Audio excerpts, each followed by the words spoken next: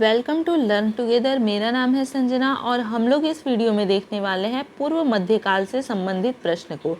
यानी कि पूर्व मध्यकाल का अर्थ ये हुआ कि मध्यकाल का जो इतिहास है उसके पहले के इतिहास को हम लोग पूर्व मध्यकाल कहेंगे।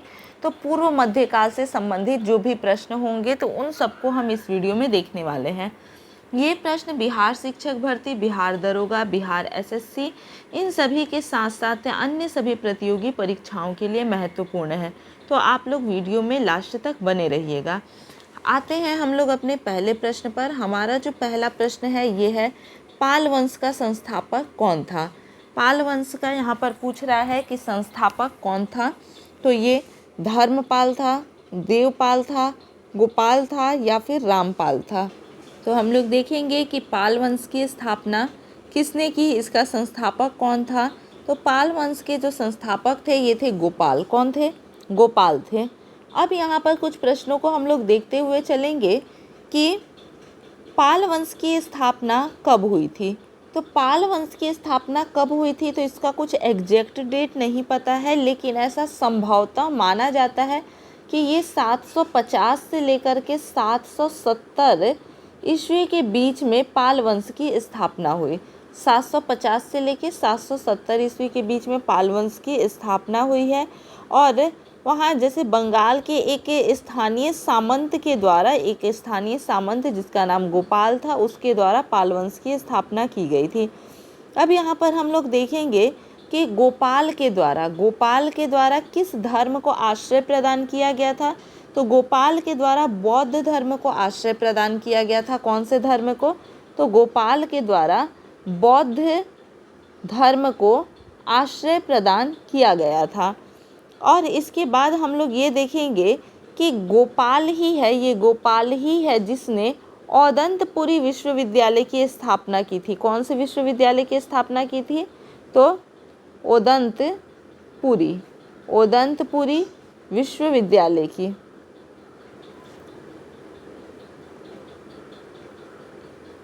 तो गोपाल ने ही औदंतपुरी विश्वविद्यालय की स्थापना की थी। पाल वंश की राजधानी की अगर हम लोग बात करते हैं तो पाल वंश की राजधानी कहाँ पर थी? तो ये मुंगेर में थी। पाल वंश की राजधानी कहाँ थी? मुंगेर, जो कि वर्तमान कहाँ पर है? वर्तमान बिहार में है। तो पाल वंश की राजधानी कहाँ थी? मुंगेर में थी। और एक चीज़ हम लोग देखेंगे कि गौड़ी रीति नामक एक साहित्यिक विद्या का विकास, यानी कौन सी रीति?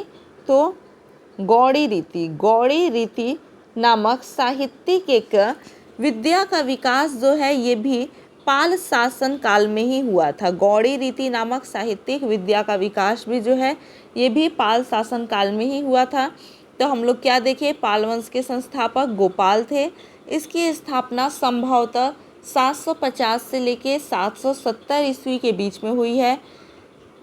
गोपाल के द्वारा बौद्ध धर्म को आश्रय दिया गया था और औदंतपुरी विश्वविद्यालय की स्थापना भी गोपाल के द्वारा ही की गई थी। पाल वंश का जो राजधानी थी वो मुंगेर में थी, जो वर्तमान बिहार में है। और गौड़ी रीति नामक एक विद्या थी जिसका विकास पाल शासनकाल में ही हुआ है। सोमपुर महाविहार का निर्माण किसने कराया था?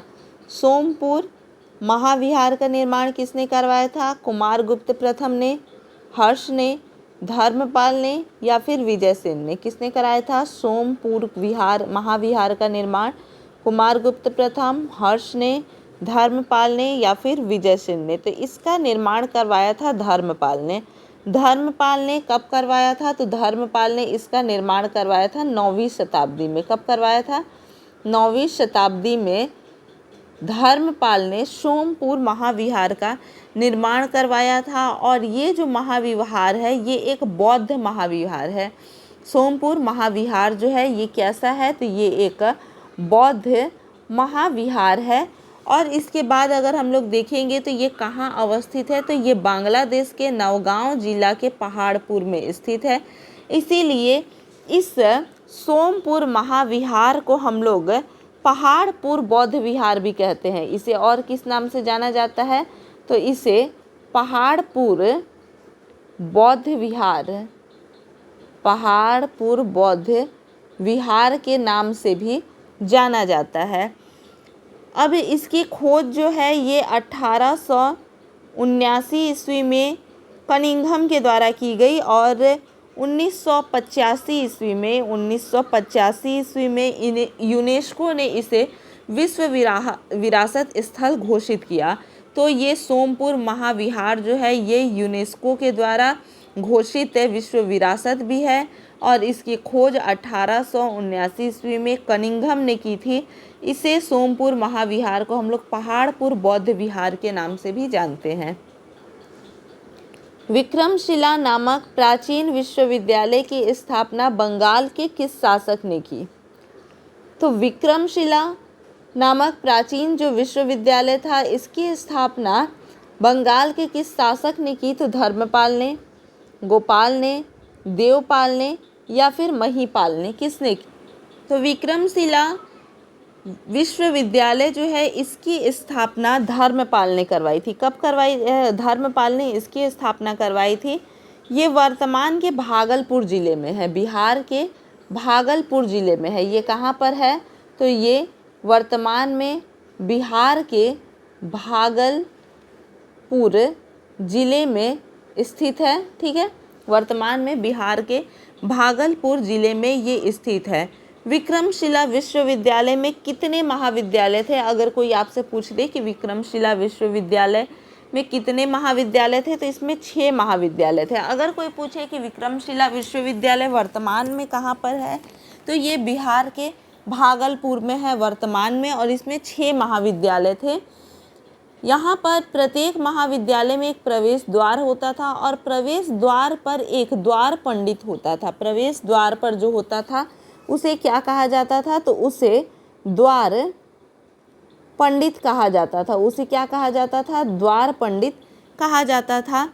अब यहाँ पर देखेंगे कि इसमें आचार्य थे दीपंकर और श्री ज्ञान या फिर जिन्हें ज्ञानश्री भी कहा जाता है। ये सर्वाधिक उल्लेखनीय है इनका नाम। और जब भारत पर मुस्लिम आक्रमणकारी बख्तियार खिलजी ने यहाँ पर जब आक्रमण किया तो उसने 1203 ईस्वी में विश्वविद्यालय को दुर्ग समझा और इस विश्वविद्यालय को ध्वस्त कर दिया। तो इस प्रकार से ये विश्वविद्यालय क्या हो गया? नष्ट हो गया। और जब इस विश्वविद्यालय को नष्ट किया गया तो उस समय इसका जो कुलपति थे, इसके जो कुलपति थे वो कौन थे? तो वो थे शाक्यश्री भद्र थे। कौन थे? शाक्यश्री भद्र थे इसके कुलपति। निम्नलिखित में से किसने राष्ट्रकूट साम्राज्य की नींव रखी? अब हम लोग देखेंगे कि राष्ट्रकूट साम्राज्य की नींव जो है ये किसने रखी? तो अमोघवर्ष प्रथम ने, दंती दुर्ग ने, ध्रुव ने या फिर कृष्ण प्रथम ने। तो राष्ट्रकूट साम्राज्य की नींव किसने रखी? तो इसकी नींव रखी थी दंती दुर्ग ने। किसने? दंती दुर्ग ने। तो दंती दुर्ग ने राष्ट्रकूट साम्राज्य की नींव रखी। और कब इसने राष्ट्रकूट साम्राज्य की नींव रखी? तो 736 ईस्वी में, लगभग 736 ईस्वी में दंती दुर्ग ने क्या किया कि दंती दुर्ग ने चालुक्य राजा कीर्तिवर्मन को पराजित करके, चालुक्य राजा कहाँ के राजा थे? तो चालुक्य राजा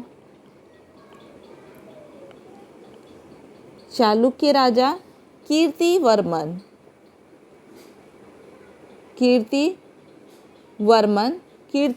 को पराजित करके और क्या किया?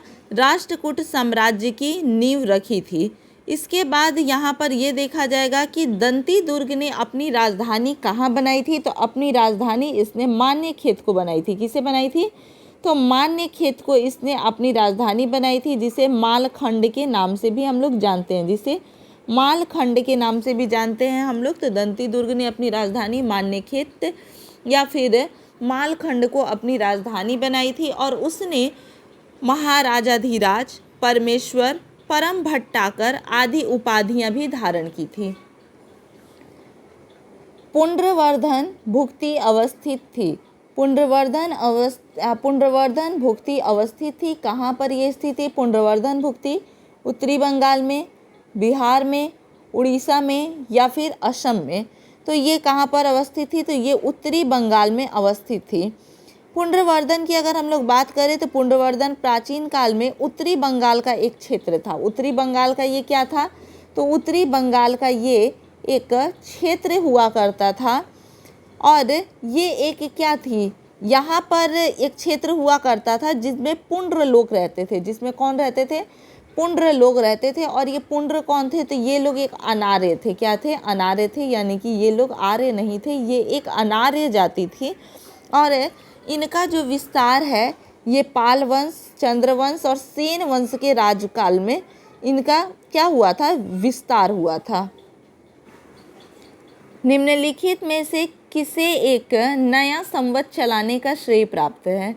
नया संवत चलाने का श्रेय जो है वो इनमें से किसे प्राप्त है? धर्मपाल को, देवपाल को, विजय सेन को या फिर लक्ष्मण सेन को?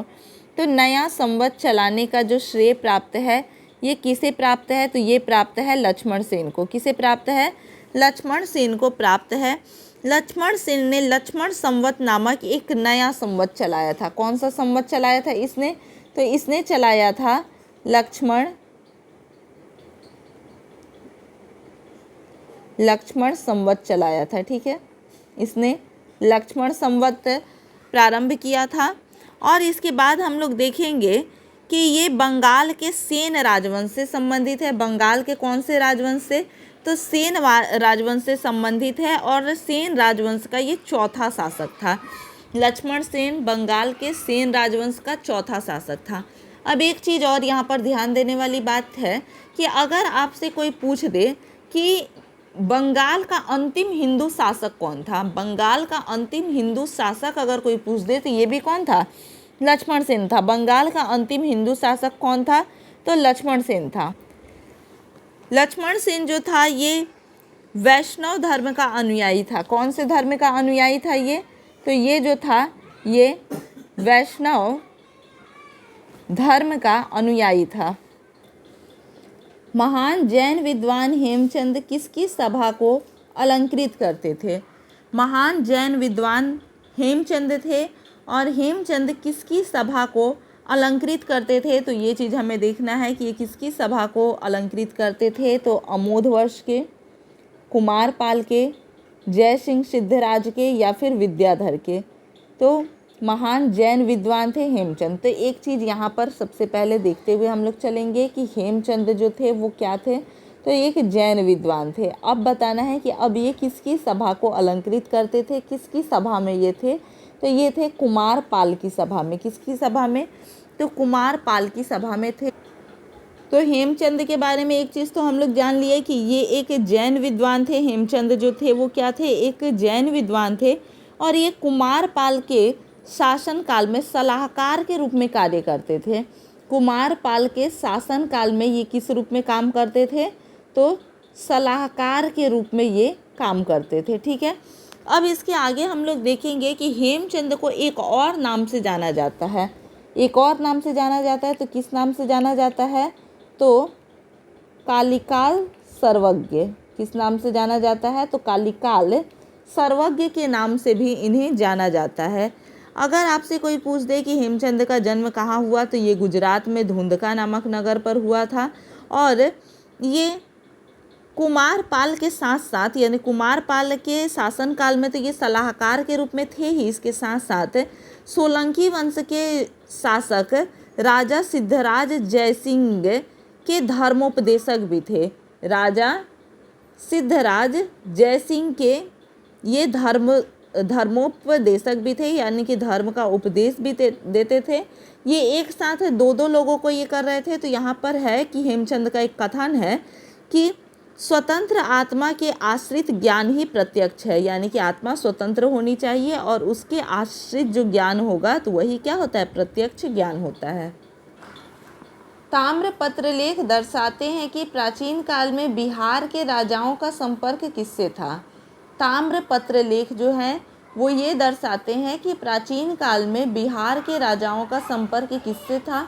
तो किससे था? वर्मा से था, थाईलैंड से था, कंबोडिया से था या फिर जावा सुमात्रा से था? तो किससे था? तो इनका जो संपर्क जो था ये जावा और सुमात्रा से था। किससे था? जावा और सुमात्रा से था। तो यहाँ पर बोल रहा है कि ताम्र लेख दर्शाते हैं, तो वो कौन से ताम्र लेख हैं जो कि दर्शाते हैं? तो नालंदा से प्राप्त एक ताम्रपत्र अभिलेख से ये पता चला, यानी नालंदा से एक ताम्रपत्र अभिलेख प्राप्त हुआ और उससे ये पता चला कि देवपाल जो कि बौद्ध धर्म का एक महान संरक्षक था और पाल वंश का शासक भी था, तो देवपाल ने जावा तथा सुमात्रा के राजा, जावा और सुमात्रा के राजा कौन थे? तो ये बालपुत्र देव, किससे? बालपुत्र देव, जावा एवं सुमात्रा के राजा बालपुत्र देव द्वारा बनवाए गए बौद्ध विहार के अनुसंरक्षण के लिए 5 गांव अनुदान में दिए। तो इस प्रकार से ये चीज़ पता चलता है कि इनका जो संपर्क था वो जावा और सुमात्रा से भी था। ध्यान रहे कि प्राचीन भारत में, यानी प्राचीन काल में जो जावा है इसको स्वर्ण द्वीप कहते थे, यानी भारत के लोग जावा को किस नाम से जानते थे? तो इसे स्वर्ण द्वीप के नाम से जानते थे। गीत गोविंद के रचयिता कौन है? गीत गोविंद के रचयिता कौन है? तो धोई हैं, गोवर्धनाचार्य हैं, जयदेव है या फिर लक्ष्मण सेन है। तो गीत गोविंद के रचयिता कौन है? तो ये है जयदेव। कौन है? जयदेव है। तो जयदेव जो थे ये बंगाल के शासक लक्ष्मण सेन के दरबारी कवि थे। बंगाल के शासक लक्ष्मण सेन के ये दरबारी कवि थे। जयदेव जो है ये लक्ष्मण सेन के दरबारी कवि थे और ये संस्कृत भाषा के महाकवि थे। ये संस्कृत भाषा के, किस भाषा के? तो संस्कृत भाषा के ये महाकवि थे। इसके बाद देखेंगे कि इनकी जो रचना है गीत गोविंद, ये राधा कृष्ण के प्रेरणा पर आधारित है। राधा कृष्ण के प्रेरणा पर आधारित है गीत गोविंद ये रचना, और ये देखा जाए तो पूर्ण संगीत प्रधान ग्रंथ है। कैसा है? संगीत प्रधान ग्रंथ है। अगर गीत गोविंद जयदेव की रचनाओं के बारे में अगर हम बात करते हैं तो जयदेव की एक और महत्वपूर्ण रचना है रति मंजरी। रति मंजरी जो है ये जयदेव की एक और महत्वपूर्ण रचना है। अब हम लोग देखेंगे कि जयदेव किसके दरबार में रहते थे? तो ये लक्ष्मण सेन के दरबार में रहते थे। तो लक्ष्मण सेन के दरबार में एक और विद्वान रहते थे जिनका नाम था धोई। क्या नाम था? जिनका नाम था धोई। और धोई की रचना क्या है? तो धोई की जो रचना है ये है पवन दूतम। क्या है? पवन दूतम जो है ये इनकी रचना है। हम्मीर महाकाव्य में चौहानों को क्या बताया गया है? तो हम्मीर महाकाव्य है और इसमें चौहानों को क्या बताया गया है? तो इन्हें चंद्रवंशी बताया गया है, ब्राह्मण बताया गया है, यदुवंशी बताया गया है या फिर सूर्यवंशी बताया गया है। तो हम्मीर महाकाव्य में चौहानों को सूर्यवंशी बताया गया है। क्या बताया गया है? सूर्यवंशी बताया गया है। अब हम लोग ये देखेंगे कि हम्मीर महाकाव्य जो है इसके रचयिता कौन थे। इसके रचयिता जो हैं ये कौन थे? तो हम्मीर महाकाव्य के लेखक कौन थे? अब इस चीज़ को हम लोग देखेंगे। हम्मीर महाकाव्य के लेखक कौन थे? तो इसके जो लेखक हैं ये कौन है? नयनचंद हैं।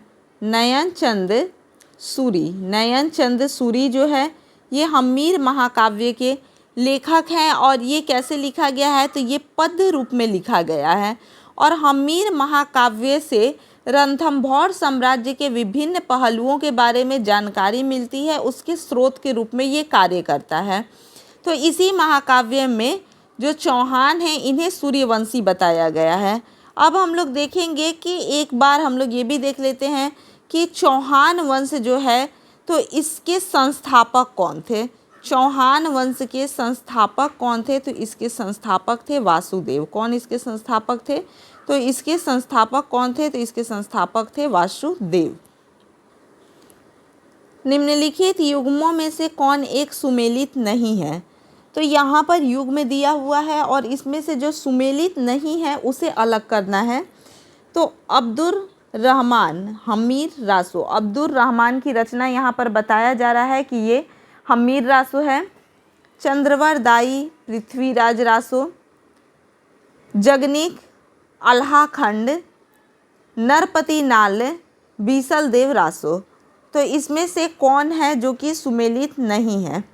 तो सबसे पहले हम लोग देखेंगे कि नरपति नाल की रचना किसने की? नरपति नाल की रचना किसने की? तो ये बीसलदेव रासो ने की, तो ये सही है। आगे देखेंगे जगनीक की रचना किसने की? तो आल्हा खंड ने की, ये भी सही है। चंद्रवर दाई की रचना किसने की? तो ये पृथ्वीराज रासो ने की, ये भी सही है। अब अब्दुर रहमान यानी या ये क्या बोलते हैं कि पृथ्वीराज रासो की रचना चंद्रवर दाई ने की, तो ये भी चीज़ क्या है कि सही है। यहाँ पर हम लोग देखेंगे कि हम्मीर रासो की जो है तो हम्मीर रासो की रचना किसने की? यहाँ पर बीसलदेव रासो की रचना जो है वो नरपति नाल्हा करते हैं, आल्हा खंड की रचना जो है वो जगनीक करते हैं, पृथ्वीराज रासो की रचना चंद्रवर दाई करते हैं। तो उसी प्रकार से हम्मीर रासो की रचना जो है वो किसने की? तो हम्मीर रासो की रचना जो है ये अब्दुर रहमान ने नहीं की है। अब्दुर रहमान ने इसकी रचना नहीं की है। इसकी रचना किसने की है? तो इसकी रचना की है सागर देव ने। किसने की है? सांगर देव ने। हम्मीर रासो की रचना जो है ये सांगर देव ने की है।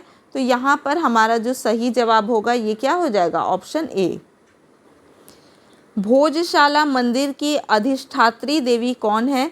तो ये देवी कौन है? भगवती दुर्गा, भगवती पार्वती, भगवती लक्ष्मी या फिर भगवती सरस्वती? तो भोजशाला मंदिर की अधिष्ठात्री देवी कौन है? तो ये है भगवती सरस्वती। कौन है? भगवती सरस्वती है। तो देखेंगे कि भोजशाला मंदिर जो है ये क्या था? भोजशाला मंदिर, तो भोजशाला मंदिर जो था ये राजा भोज द्वारा निर्मित था। किसके द्वारा इसका निर्माण किया गया था? तो इसका निर्माण किया गया था राजा भोज के द्वारा। राजा भोज के द्वारा इसका निर्माण किया गया था और ये संस्कृत केंद्र का अध्ययन केंद्र था, संस्कृत अध्ययन केंद्र था और भगवती सरस्वती का मंदिर था। संस्कृत अध्ययन केंद्र था। ये किस चीज़ का अध्ययन केंद्र था? तो संस्कृत अध्ययन केंद्र था और भगवती सरस्वती का यहाँ पर क्या था? मंदिर था। यहाँ पर मुस्लिम आक्रमणकारियों ने यहाँ पर आक्रमण किया, जैसे कि अलाउद्दीन खिलजी के द्वारा यहाँ पर आक्रमण किया गया 1305 ईस्वी में और जो वाग्देवी की प्रतिमा थी उसे खंडित कर दिया गया। अब वर्तमान में अगर हम लोग देखेंगे तो ये जो है ये वर्तमान में भोजशाला कमाल मौला मस्जिद परिसर में स्थित है। गौड़वाहों के रचयिता कौन थे? तो ये हरिसेन थे, आर्यभट्ट थे, वाक्यपति थे या फिर वाणभट्ट थे? तो गौड़वाहों के जो रचयिता थे ये थे वाक्यपति। कौन थे? वाक्यपति थे। तो अब यहाँ पर गौड़वाहों के बारे में हम लोग जानते हैं कि गौड़वाहों जो है सबसे पहले जानते हैं कि किस भाषा में इसकी रचना की गई थी। गौड़वाहों की जो रचना है ये किस भाषा में की गई थी? तो ये प्राकृत भाषा में की गई थी। इसकी रचना जो है ये किस भाषा में की गई थी? तो प्राकृत भाषा में इसकी रचना की गई थी। गौड़वाहों कन्नौज के राजा यशोवर्मन ने के राजकवि वाक्यपति की एक काल्पनिक रचना है। किसकी? वाक्यपति की ये काल्पनिक रचना है गौड़वाहों। और ये वाक्यपति किसके दरबार में रहते थे? तो ये कन्नौज के राजा यशोवर्मन के दरबार में रहते थे और इसमें चंदेल वंश के शासक यशोवर्मन के वंश और सैन्य सफलताओं के विषय में महत्वपूर्ण जानकारी हमें मिलती है। कलहण की राजतरंगिणी को किसने आगे बढ़ाया? तो इसे विल्हण एवं मेरुतुंग ने आगे बढ़ाया, विल्हण एवं मम्मट ने आगे बढ़ाया, जोनराज एवं मेरुतुंग ने आगे बढ़ाया या फिर जोनराज एवं श्रीवर ने इसे आगे बढ़ाया? तो कलहण की जो राजतरंगिणी थी इसे जोनराज एवं श्रीवर ने आगे बढ़ाया। तो यहाँ पर हम लोग देखेंगे कि कलहण की जो राजतरंगिणी है इसे जोनराज, प्रभा भट्ट एवं श्रीवर ने मिलकर के क्या किया था? आगे बढ़ाया था। इन लोगों ने द्वितीय राजतरंगिणी की भी रचना की थी और इस राजतरंगिणी में हमें कश्मीर के इतिहास की जानकारी मिलती है। अगर कोई हमसे ये पूछे कि राजतरंगिणी का शाब्दिक अर्थ क्या होता है, इसका जो है अर्थ क्या होता है राजतरंगिणी का, तो इसका अर्थ होता है राजाओं की नदी। राजतरंगिणी का अर्थ क्या होता है? राजाओं की नदी होता है। और इस पुस्तक यानी कि कल्हण की जो राजतरंगिनी है, राजतरंगिनी से हमें क्या होता है, कश्मीर का क्या नाम मिलता है, तो कश्मीर का नाम यहाँ पर कश्यप मेरु मिलता है। क्या मिलता है? कश्यप मेरु मिलता है। कश्मीर का नाम कश्यप मेरु मिलता है। राजतरंगिनी के लेखक कल्हण के समय शासक कौन था? तो ये शासक जयसिंह था, हर्ष था, गोविंद चंद या फिर जयचंद। राजतरंगिनी के लेखक कल्हण के समय शासक कौन था? तो उस समय जो शासक था वो था जयचंद। तो यहाँ पर हम लोग एक चीज़ और देखेंगे कि राजतरंगिनी के जो लेखक कल्हण के समय शासक कौन था? तो जयसिंह था। तो राजतरंगिनी कल्हण द्वारा रचित क्या है? एक संस्कृत ग्रंथ है। कल्हण ने इसे किस भाषा में रचा है? तो संस्कृत भाषा में रचा है। किस भाषा में? तो संस्कृत भाषा में राजतरंगिनी की रचना हुई है। और उस समय कश्मीर का शासक कौन था? तो उस समय कश्मीर का शासक था जय सिंह। और ये कल्हण जो है ये जय सिंह के दरबार में रहते थे। इसके आगे हम लोग ये चीज़ देखेंगे कि कश्मीर का नाम जो है इसमें कश्यप मेरु बताया गया है। क्या बताया गया है इसमें? तो कश्यप मेरु इसमें कश्मीर का नाम बताया गया है। और इसके अनुसार से क्या बताया गया है कि ये रचना जो है ये संस्कृत में उपलब्ध रचनाओं में प्रथम महत्वपूर्ण रचना है। अब एक प्रश्न और पूछ देता है कि कश्मीर का अकबर किसे कहा जाता है? तो कश्मीर का अकबर जो है ये किसे कहा जाता है? तो ये कहा जाता है जैनुल आबदीन को। आबदीन को कश्मीर का अकबर कहा जाता है। निम्नलिखित में से कौन सा ग्रंथ राणा कुंभा की रचना नहीं है? राणा कुंभा की रचना इसमें से कौन नहीं है? तो रसिक प्रिया, सुधा प्रबंध, नृत्य रत्नकोश, कलानिधि। तो इनमें से कौन है जो कि राणा कुंभा की रचना नहीं है? तो ये कलानिधि जो है ये राणा कुंभा की रचना नहीं है। तो यहाँ पर राणा कुंभा की रचनाओं को अगर हम लोग देखें तो राणा कुंभा की रचना रसिक प्रिया, सुधा प्रबंध, नृत्य रत्नकोश, इसके साथ साथ अगर हम लोग देखते हैं इनकी रचनाओं को तो ये संगीत मीमांसा, संगीत मीमांसा जो है, संगीत मीमांसा जो है तो ये भी किसकी रचना है? तो ये भी है राणा कुंभा की रचना। उसके बाद से हम लोग ये देखेंगे संगीत राज। संगीत राज जो है ये भी किसकी रचना है? तो ये भी है राणा कुंभा की ही रचना है। इसके बाद देखेंगे संगीत रत्नाकर। संगीत रत्नाकर ये भी किसकी है? तो राणा कुंभा की ही रचना है। इसके बाद से हम लोग देखेंगे कि टीका, कामराज रतिसार, नृत्य रत्नकोश, ये सब किसकी रचना है? तो ये सभी किसकी है? तो राणा कुंभा की रचना है। राणा कुंभा जो है ये संगीत की 3 विद्याओं में परिपूर्ण थे, वाद्य, नृत्य और जैसे कि ये गीत, वाद्य और नृत्य के क्या थे? विद्वान थे। जेजाक भुक्ति का प्राचीन नाम क्या था? तो जेजाक भुक्ति का प्राचीन नाम जो था वो क्या था? बघेलखंड, बुंदेलखंड, मालवा या फिर विदर्भ। तो जेजाक भुक्ति का प्राचीन नाम जो था ये था बुंदेलखंड। क्या था? बुंदेलखंड नाम था। दिल्ली शहर की स्थापना किसने की? तो दिल्ली शहर की स्थापना किसने की? खिलजी ने, लोधी ने, तोमर ने या फिर तुगलक ने? तो दिल्ली शहर की स्थापना जो है ये तोमर ने की थी। दिल्ली की स्थापना किसने की? तोमर वंश के शासक द्वारा की गई थी दिल्ली की स्थापना। और जब इन्होंने दिल्ली की स्थापना की थी तो उस समय इसका नाम दिल्ली नहीं था, बल्कि इसका नाम क्या था? दिहिलिका था। क्या नाम था इनका? इसका नाम था दिहिलिका। जब इसने दिल्ली की स्थापना की थी तो इसका नाम क्या था? दिहिलिका था। पृथ्वीराज चौहान ने किससे विवाह किया था? तो पृथ्वीराज चौहान ने किससे विवाह किया था? कृष्णावती से, पूर्ववती से, संयोगिता से या फिर सौम्यवती से?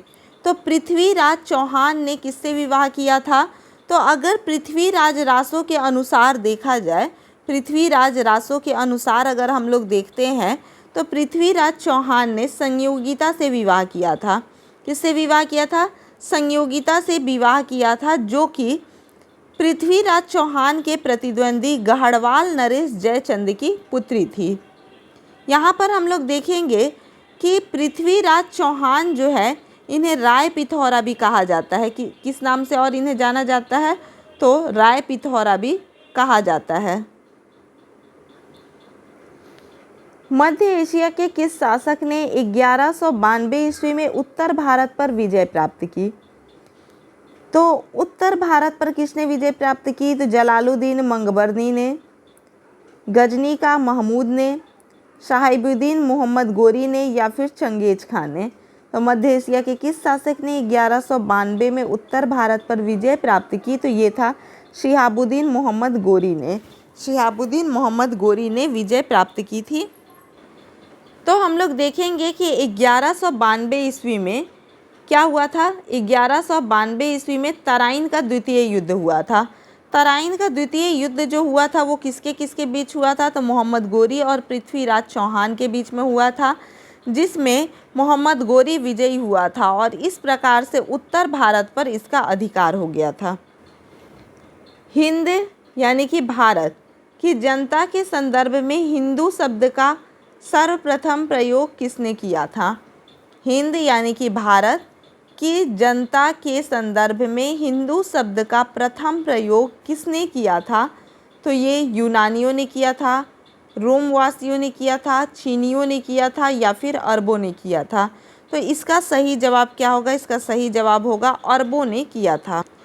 वहीं अगर हम लोग यहाँ पर देखते हैं तो अरबों ने इसे हिंदू शब्द कहा था सर्वप्रथम। अरबों ने सबसे पहले इसे क्या कहा था? हिंदू कहा था। वहीं ईरानियों ने इस देश को हिंदुस्तान कहा था। ईरानियों ने इस देश को क्या कहा था? हिंदुस्तान कहा था। और अगर हम लोग बात करते हैं यूनानियों की, तो यूनानियों ने इसे क्या कहा था? इंडिया कहा था। यूनानियों ने इस देश को क्या कहा था? तो यूनानियों ने इस देश को इंडिया कहा था। और ईरानियों ने इस देश को क्या कहा था? तो उन लोगों ने इसे हिंदुस्तान कहा था। ठीक है। इसके बाद हम लोग देखते हैं कि चीनियों ने भारत को क्या कहा था? तो यीन तू कहा था। चीनियों ने भारत को क्या कहा था? तो इन लोगों ने कहा था यीन तू। तो ये सब भारत के नाम हैं। तो यहाँ पर हम लोग देखेंगे कि ईरानियों ने इसे हिंदुस्तान कहा था और यूनानियों ने इंडिया कहा था। चीन ने चीन तू कहा था। तो इन सभी नामों से भारत को संबोधित किया गया। मोहम्मद गोरी को सर्वप्रथम किसने पराजित किया? भीम द्वितीय ने, पृथ्वीराज चौहान ने, जयचंद ने, या फिर पृथ्वीराज द्वितीय ने? तो मोहम्मद गोरी को सर्वप्रथम पराजित करने वाला कौन था? तो ये था भीम द्वितीय। भीम द्वितीय को मूलराज द्वितीय के नाम से भी जाना जाता है। भीम द्वितीय को और किस नाम से जाना जाता है? तो इसे मूलराज द्वितीय के नाम से भी जाना जाता है।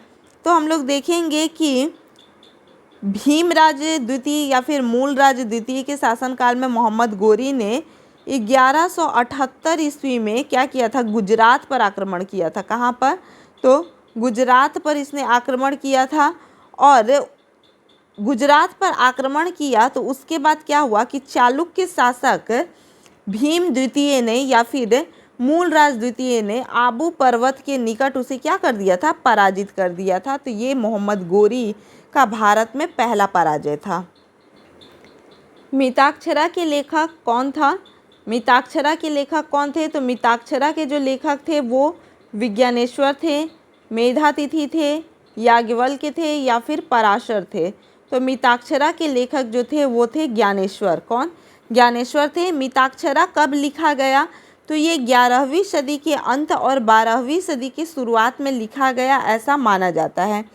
मिताक्षरा जो है ये याज्ञवल्क्य की स्मृति पर लिखा गया है, यानी कि उसी की टिप्पणी से लिखा गया है। और ये एक कानूनी टिप्पणी है जिसमें जन्म से विरासत के सिद्धांत के लिए इसे जाना जाता है। आरंभिक मध्यकालीन युग में भारत में बौद्ध धर्म का पतन किस कारण से शुरू हुआ? यानी कि वो कौन सा कारण था जिसके कारण आरंभिक मध्य युग में बौद्ध धर्म का पतन शुरू हो गया? तो उसका कारण बताना है। उस समय तक बुद्ध विष्णु के अवतार समझे जाने लगे और वैष्णव धर्म का हिस्सा बन गए। उस समय तक क्या हो गया, बुद्ध जो थे ये विष्णु के अवतार समझे जाने लगे और ये वैष्णव धर्म का हिस्सा बन गया। तो ये बात जो है ये बिल्कुल सही है। अंतिम गुप्त राजा के समय तक आक्रमण करने वाले मध्य एशिया की जनजातियों ने हिंदू धर्म को अपनाया और बौद्ध को सताया, ये चीज़ गलत है। गुप्त वंश के राजाओं ने बौद्ध धर्म को पुरजोर विरोध किया, तो ये भी चीज़ क्या है, गलत है। तो इसका सही जवाब जो हो जाएगा वो क्या होगा, केवल एक सही है। तो देखते हैं यहाँ पर केवल एक ऑप्शन में कहा है, तो ऑप्शन ए केवल एक। राजवंश जो कन्नौज पर आधिपत्य स्थापित करने में त्रिकोणीय संघर्ष में उलझे हुए थे वह थे। तो कन्नौज पर आधिपत्य स्थापित करने के लिए त्रिकोणीय संघर्ष में जो उलझे हुए राज्य थे वो कौन से थे, तो चोल थे, पाल थे, प्रतिहार थे, राष्ट्रकूट थे। वो कौन थे, तो कौन से वो 3 राज्य थे जो कि त्रिकोणीय संघर्ष में लगे हुए थे।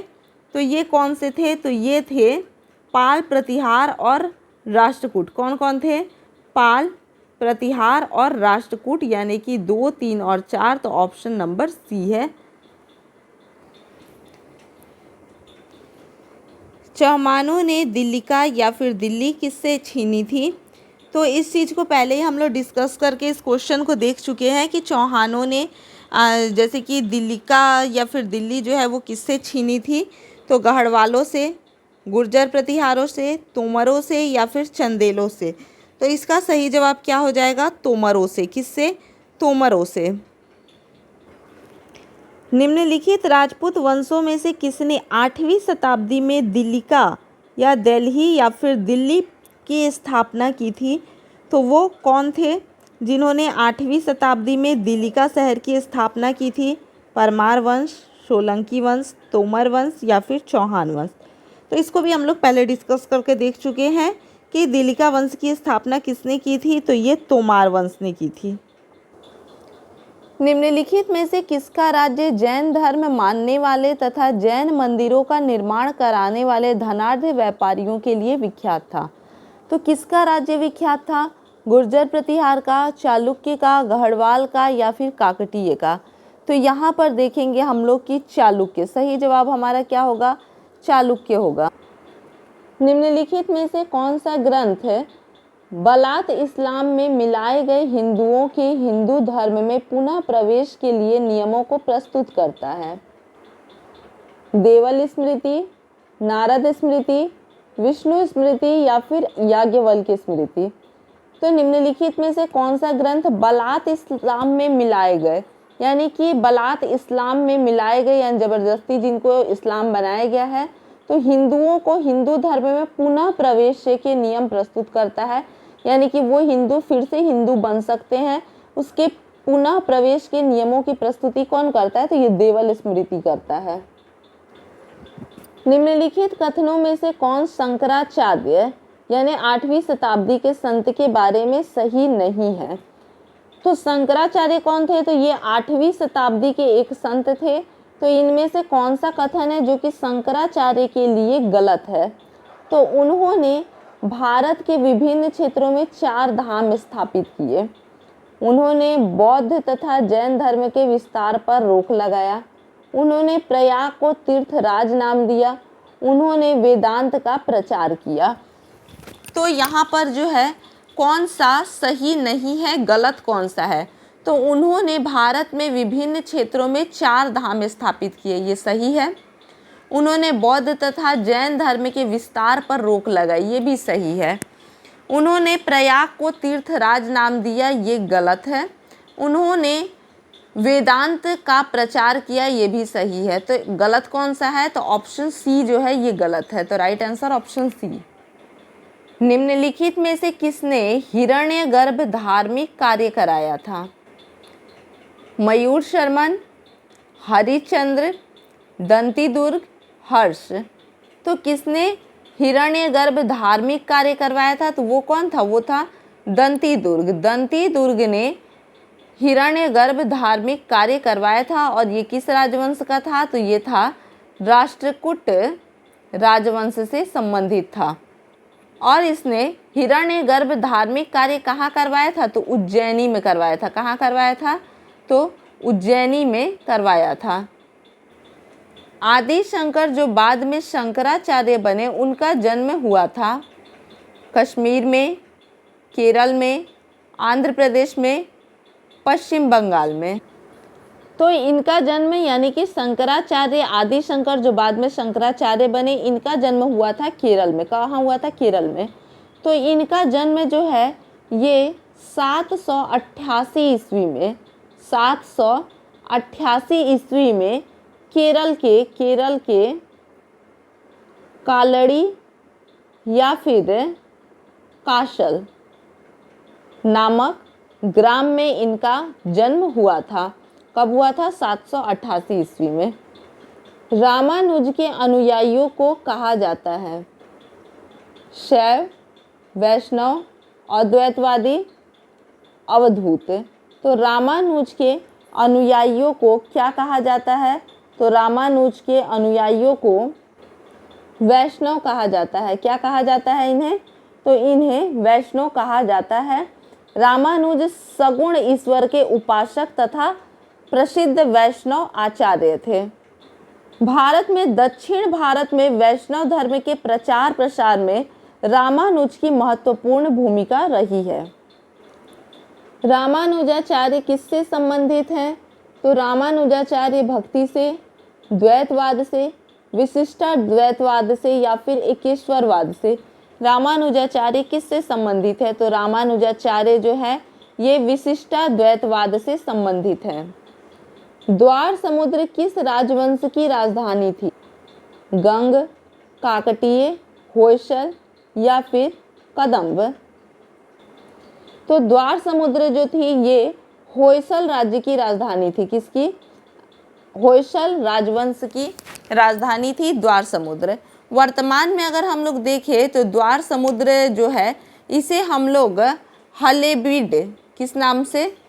तो हलेबीड के नाम से जानते हैं, जो कि वर्तमान के कर्नाटक में स्थित है। वर्तमान के कहाँ पर? कर्नाटक में स्थित है।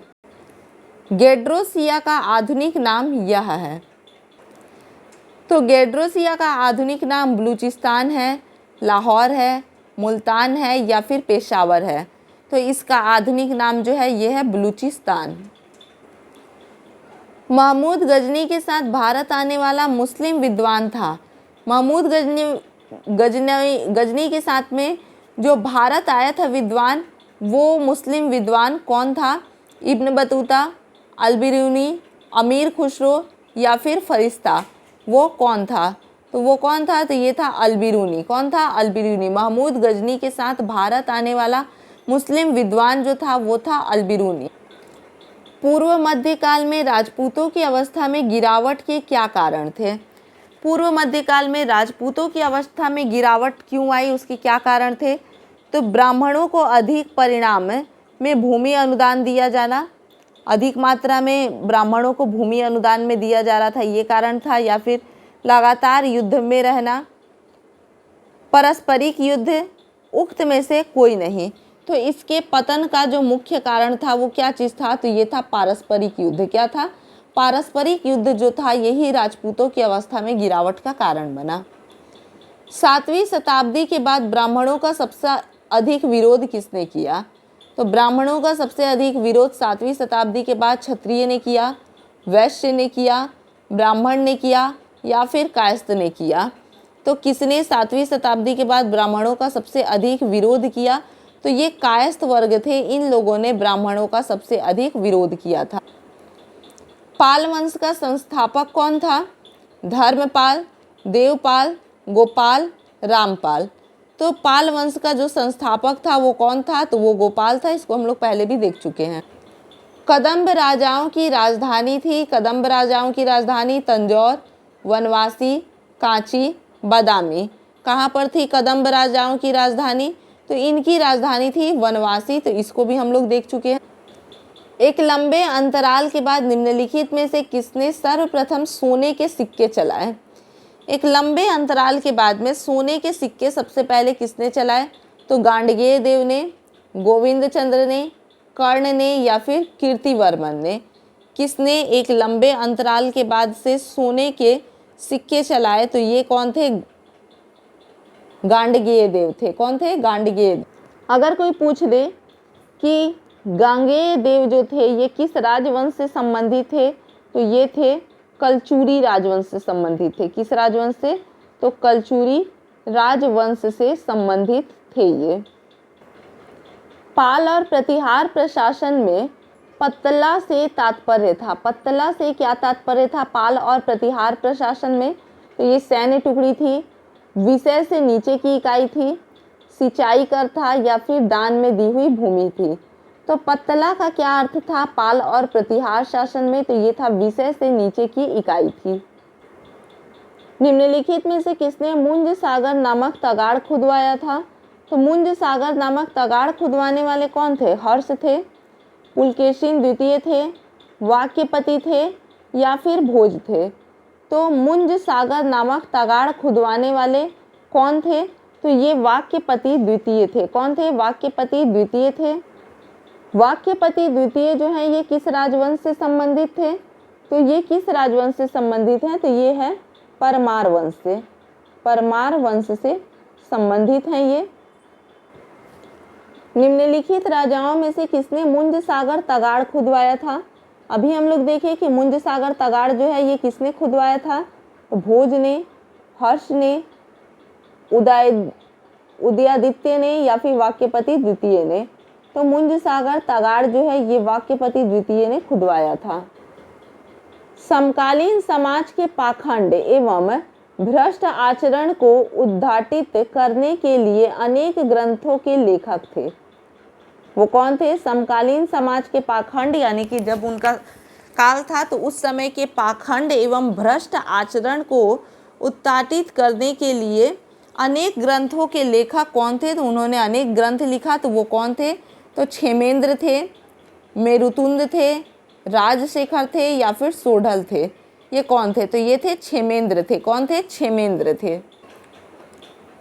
निम्नलिखित युग्मों में कौन सुमेलित सही सुमेलित नहीं है? कोई एक है जो कि इसमें से गलत है, तो बताना है कि इसमें से कौन गलत है।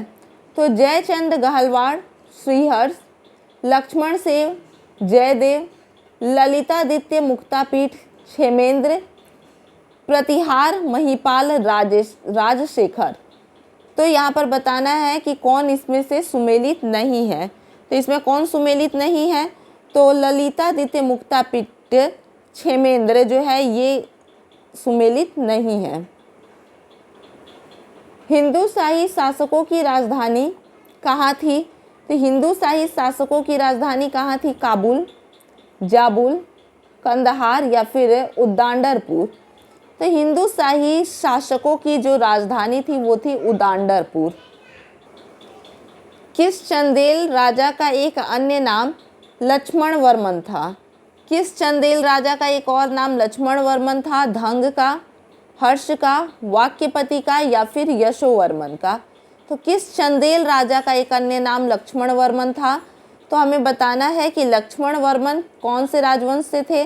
तो ये चंदेल वंश से थे। लक्ष्मण वर्धन जो थे ये किस राजवंश से थे? तो ये चंदेल वंश से थे। और लक्ष्मण वर्मन का एक अन्य नाम क्या था? तो ये था यशोवर्मन। पूर्व मध्यकालीन निम्नलिखित सिक्कों में कौन मूल्य में सबसे छोटा था? कौन सा सिक्का था जो कि मूल्य में सबसे छोटा था? तो बताना है हमें ये द्रह्म था, द्रह्मष्टक था, रूपक था या फिर विंशोपक था? कौन सा सिक्का था जो कि मूल्य में सबसे छोटा था पूर्व मध्यकाल में? तो ये विंशोपक था। कौन था? विंशोपक था। निम्नलिखित एक शासक ने संस्कृति लेख युक्त चांदी के सिक्के प्रचलित किए थे।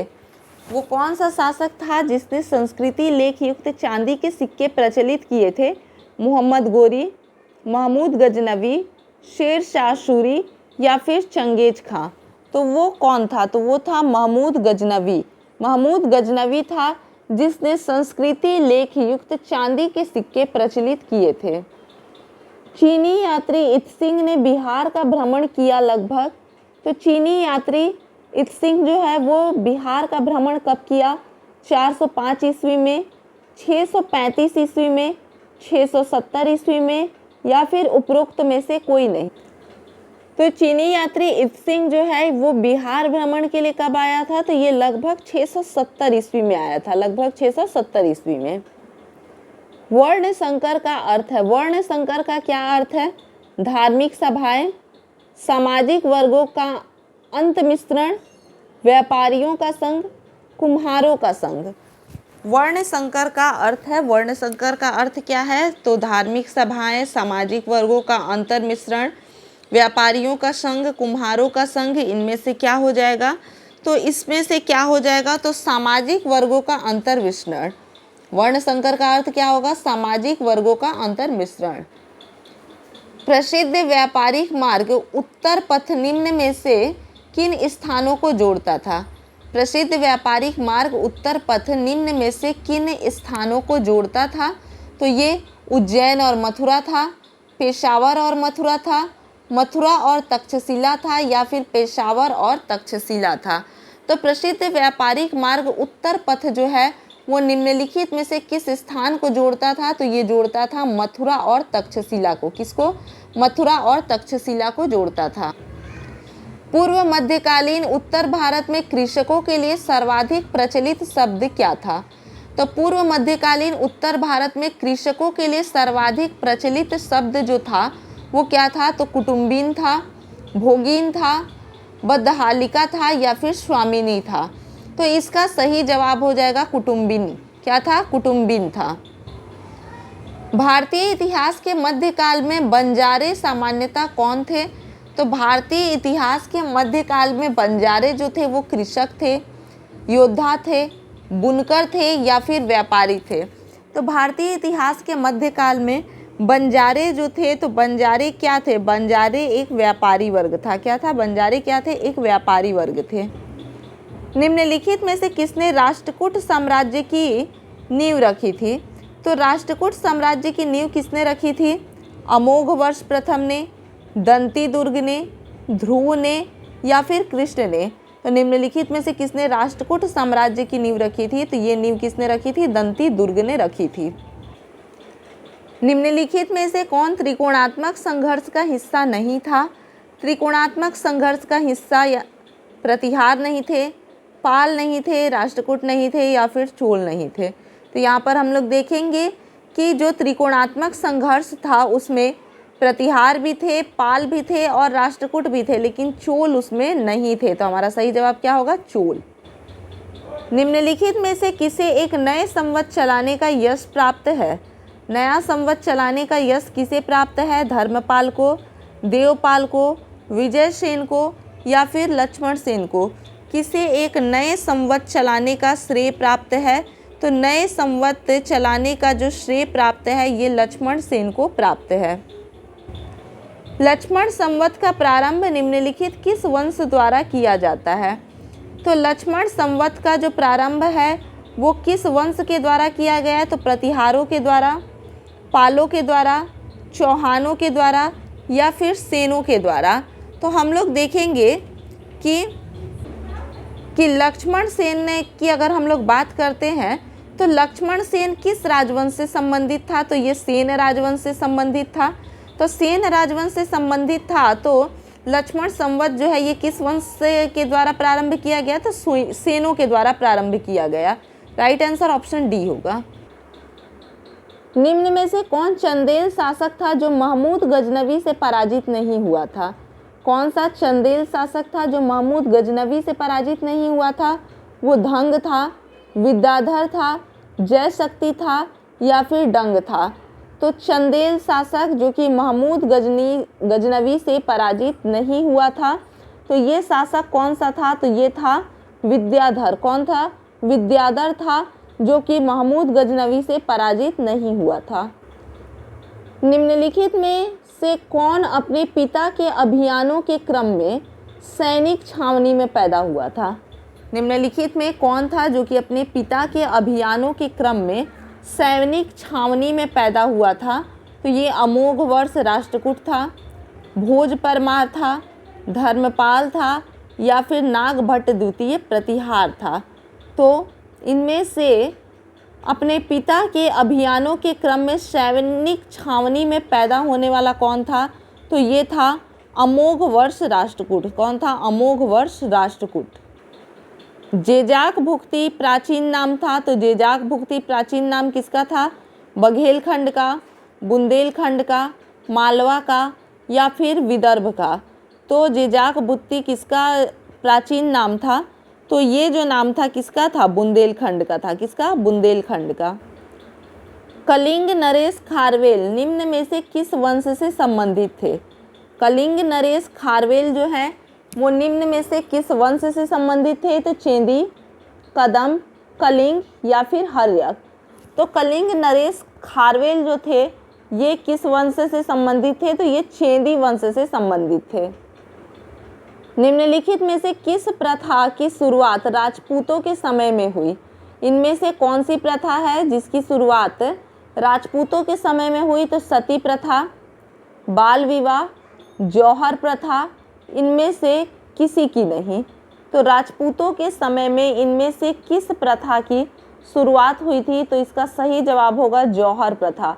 जौहर प्रथा की शुरुआत जो है ये किसमें हुई थी? तो राजपूतों के समय में हुई थी। 12वीं सदी में राष्ट्रकूट वंश के 5 शिलालेख किस राज्य में मिले? राष्ट्रकूट वंश या फिर राष्ट्रकूट डायनेस्टी के 5 शिलालेख जो है ये किस राज्य में मिले हैं? तमिलनाडु में, कर्नाटक में, केरल में या फिर महाराष्ट्र में? तो 12वीं सदी में राष्ट्रकूट वंश के 5 शिलालेख जो है ये कर्नाटक में मिले हैं। कहाँ पर? कर्नाटक में मिले हैं। गुर्जरों को किस शासक ने पराजित किया? गुर्जरों को किस शासक ने पराजित किया?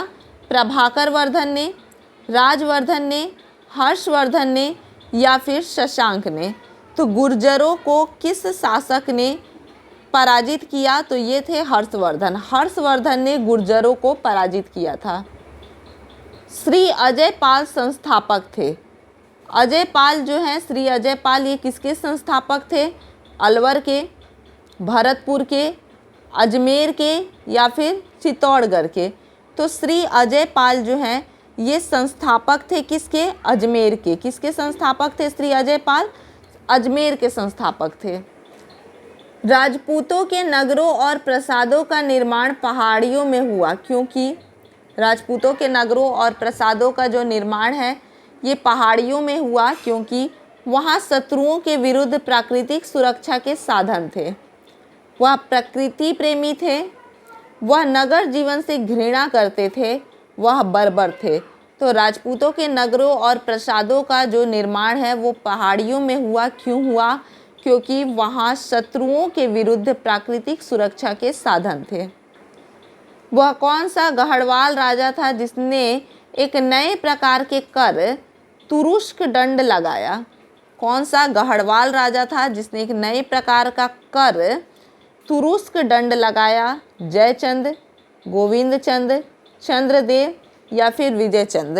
वो कौन सा गढ़वाल राजा था? तो ये कौन था? गोविंदचंद था। कौन था? गोविंदचंद था जिसने तुरुष्क दंड लगाया था। परमार वंश का संस्थापक कौन था? परमार वंश का संस्थापक जो था ये कौन था? अजय पाल था, कनकपाल था, कनकराव था या फिर जगतपाल? तो परमार वंश का जो संस्थापक था वो कनकपाल था। कौन था? कनकपाल था। निम्नलिखित स्थानों में से कौन सा स्थान पूर्व मध्य में शिक्षा का केंद्र नहीं था? निम्नलिखित स्थानों में वो कौन सा स्थान था जो पूर्व मध्य में शिक्षा का केंद्र नहीं था? नालंदा, विक्रमशिला, तक्षशिला या फिर उदंतपुर? तो निम्नलिखित स्थानों में कौन सा स्थान पूर्व मध्य काल में शिक्षा का केंद्र नहीं था? तो वो था तक्षशिला। तक्षशिला पूर्व मध्य काल में शिक्षा का केंद्र नहीं था। इनमें से कौन परमार वंश का शासक नहीं था? परमार वंश का शासक इनमें से कौन नहीं था? उपेंद्र, मुंज, गांगेय देव, उदयादित्य? तो परमार वंश का शासक इनमें से कौन नहीं था? तो ये कौन हो जाएगा? गांगेय देव हो जाएगा। गांगेय देव परमार वंश का शासक नहीं था। धंग देव किस वंश का शासक था? धंगदेव जो है ये किस वंश का शासक था? तो जेजाक भुक्ति के चंदेल का, मालवा के परमार का, महिष्मती के कलचुरी का या फिर त्रिपुरी के कलचुरी का? तो धंगदेव जो है ये किस वंश का शासक था? तो ये था जेजाक भुक्ति के चंदेल वंश का शासक था। किसकी राजधानी की शोभा गीत गोविंद के रचयिता जयदेव बढ़ाते थे? किसकी राजधानी की शोभा गीत गोविंद के रचयिता जयदेव बढ़ाते थे? मिहिर भोज, अमोघ वर्ष प्रथम, विजय सेन, लक्ष्मण सेन। तो यहाँ पर सही जवाब क्या हो? सही जवाब होगा लक्ष्मण सेन। किसकी राज्यसभा की शोभा गीत गोविंद के रचयिता जयदेव बढ़ाते थे? तो लक्ष्मण सेन के। निम्नलिखित में से किस राष्ट्रकूट शासक ने संलेखना को ग्रहण किया? किस राष्ट्रकूट शासक ने संलेखना को ग्रहण किया? तो दंती दुर्ग ने, अमोघ वर्ष ने, कृष्ण तृतीय ने, इंद्र चतुर्थ ने। किसने संलेखना को ग्रहण किया था? तो इसमें हम लोग देखेंगे कि संलेखना को ग्रहण करने वाले कौन थे? तो ये थे अमोघ वर्ष। कौन थे? अमोघ वर्ष थे। निम्नलिखित में कौन गुजरात के सोलंकी राजवंश का संस्थापक था? तो गुजरात में सोलंकी राजवंश का संस्थापक कौन था? महीपाल, मूलराज, गोविंद तृतीय या फिर अमोघ वर्ष? तो गुजरात में सोलंकी राजवंश का जो संस्थापक था वो कौन था? मूलराज था। कौन था? मूलराज। सार्वभौम गुप्त वंश के बाद किस वंश ने गरुड़ को अपना राज चिन्ह बनाया? तो जैसे कि हम लोग देखेंगे कि गुप्त वंश जो था तो उसका गरुड़, उसका जो राजकीय चिन्ह था वो गरुड़ था। तो उसके बाद से किस वंश ने गरुड़ को अपना राजकीय चिन्ह बनाया था? वो कौन था? तो राष्ट्रकूट, पश्चिमी चालुक्य, शिलाहार या फिर चेंदी? कौन थे जिसने कि सार्वभौम गुप्त वंश के बाद किस वंश ने गरुड़ को अपना राज्य चिन्ह बनाया था? तो वो कौन थे? तो ये राष्ट्रकूट थे। कौन थे? राष्ट्रकूट। निम्नलिखित में से कौन ने अपने को ब्रह्म क्षत्रिय कहते थे? कौन थे? कौन सा जैसे कि वो साम्राज्य था, राजवंश था जो कि खुद को ब्रह्म क्षत्रिय कहते थे? पाल थे, सेन थे, प्रतिहार थे या फिर चहमान थे? तो वो कौन थे जो खुद को ब्रह्म क्षत्रिय कहा करते थे? ब्रह्म क्षत्रिय खुद को कहते थे। तो वो कौन थे? तो वो सेन थे। कौन थे? सेन। वे भारतीय राजवंश जिन्होंने राष्ट्रकूटों का मुकाबला किया था, वे कौन थे? वे उत्तर भारतीय राजवंश जिन्होंने राष्ट्रकूटों का मुकाबला किया था, तो वे कौन थे? प्रतिहार एवं परमार, पाल एवं चंदेल, प्रतिहार एवं पाल या फिर चालुक्य एवं चहमान? तो वो कौन थे? तो ये कौन थे? प्रतिहार एवं पाल थे। प्रतिहार एवं पाल। बंगाल में कैवर्त विद्रोह किसके राज्यकाल में हुआ?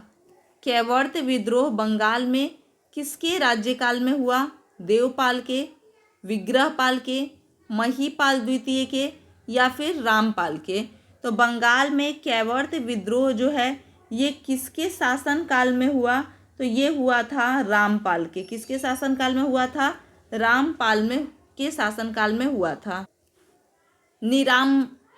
निरालंबा सरस्वती यानी कि सरस्वती अब निराश्रय हो गई, तो निरालंबा सरस्वती एक कवि द्वारा किसकी मृत्यु पर कहा गया? एक कवि के द्वारा किसकी मृत्यु पर कहा गया? निरालंबा सरस्वती यानी कि सरस्वती अब निराश्रय हो गई, ये किसके लिए कहा गया? तो ये चहमान विसल देव के लिए, चंदेल कीर्तिवर्मा के लिए, मिहिर भोज के लिए या फिर भोज परमार के लिए? किसके लिए कहा गया? तो ये कहा गया था भोज परमार के लिए। निम्नलिखित राष्ट्रकूट राजाओं में कौन उज्जैनी में हिरण्य गर्भदान करने के लिए ख्यात है? निम्नलिखित राष्ट्रकूट राजाओं में कौन उज्जैनी में हिरण्य गर्भदान करने के लिए विख्यात है? तो वो कौन है? दंती दुर्ग, ध्रुव, गोविंद तृतीय या फिर अमोघ वर्ष? तो ये कौन है? दंती दुर्ग है, ध्रुव है, गोविंद तृतीय है या फिर अमोघ वर्ष है? तो ये कौन है? ये दंती दुर्ग है। निम्नलिखित में से किसका विरुद्ध अमोघ वर्ष था? किसका विरुद्ध अमोघ वर्ष था? तो मुंज परमार का, राजेंद्र चोल का, गोविंद चंद्र गढ़वाल का, या फिर उपर्युक्त में से कोई नहीं। तो निम्नलिखित में से किसका विरुद्ध अमोघ वर्ष था? तो इसका सही जवाब क्या होगा? मुंज परमार। क्या होगा? मुंज परमार। जलकर का साक्ष्य किनके अभिलेखों में प्राप्त होता है? जलकर का साक्ष्य तो प्रतिहार के अभिलेख में, गढ़वाल के अभिलेख में, चालुक्य के अभिलेख में, या फिर राष्ट्रकूट के अभिलेख में। तो जलकर का जो साक्ष्य है ये गढ़वाल के अभिलेखों में प्राप्त होता है। किसके? गढ़वाल के अभिलेखों में प्राप्त होता है। निम्नलिखित राजाओं में से किसने अपने राज्य में मदिरा का उत्पादन एवं विक्रय निषिद्ध कर दिया था? मदिरा का उत्पादन एवं विक्रय जो है उसको निषिद्ध कर दिया था। किस राज्य ने? तो हर्ष ने, धर्मपाल ने, भोज ने, कुमारपाल ने। तो किस शासक ने ऐसा किया था? तो ये किया था कुमारपाल ने। किसने किया था? कुमारपाल ने। निम्नलिखित परमार शासकों में से किसने निर्वाण नारायण की उपाधि ग्रहण की थी? निर्वाण नारायण की उपाधि निम्नलिखित में से किस शासकों ने ग्रहण की थी? तो गुज ने, भोज ने, उदयादित्य ने, नरवर्मन ने। तो किसने ग्रहण की थी? तो ये ग्रहण की थी नरवर्मन ने। किसने? नरवर्मन ने। पूर्व मध्यकाल में दंडा पाशिक किस तरह का अधिकारी था? पूर्व मध्यकाल में दंडा पाशिक जो था ये किस तरह का अधिकारी था? तो ये द्वारपाल था, न्यायिक अधिकारी था, पुलिस अधिकारी था, या फिर राजस्व अधिकारी था। तो दंड पाशिक किस तरह का अधिकारी था? तो ये एक पुलिस अधिकारी था।